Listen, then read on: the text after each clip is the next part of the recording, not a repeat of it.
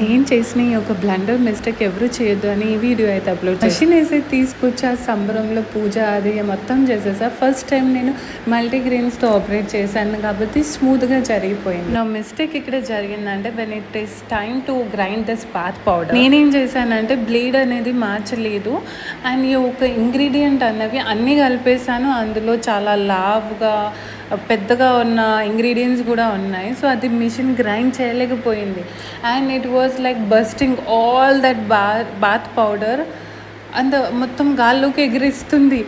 అస్సలు నా mind block అయిపోయింది, ఏం చేయాలో అర్థం కాలేదు. Then I called my mom to help me out and I have sinus and asthma issue.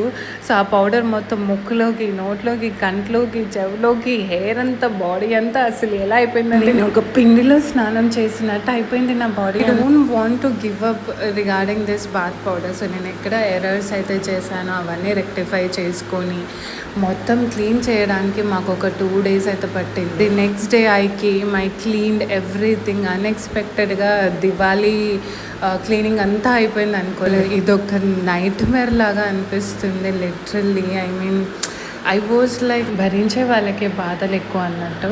When ever I try to do something good అందులో ఏదో ఒక ఆటంకం వచ్చేస్తూనే ఉంటుంది. బట్ ఏది జరిగినా మన మంచిగా అనుకొని I learn from my mistakes and I never ever repeat it again. Bye.